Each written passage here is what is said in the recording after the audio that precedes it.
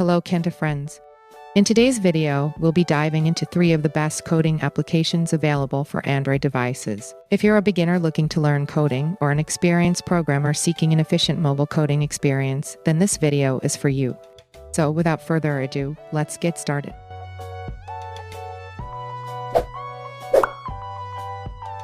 Mimo.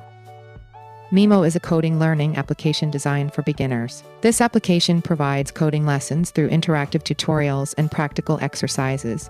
Mimo offers various programming languages such as Python, HTML, CSS, JavaScript, and more. Additionally, Mimo also provides real-world projects that help users apply the learned coding concepts in a real working environment.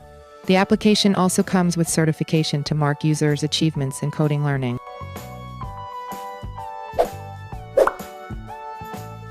Code Editor. Code Editor is an application that allows users to write, edit, and run program code on an Android device. This application features syntax highlighting, auto-indentation, autocomplete, and many more to assist users in developing and editing their code easily. Code Editor supports various programming languages such as Python, JavaScript, C++, Java, and others. Moreover, the application also supports access to various third-party texture and plugin stores to expand its functionality.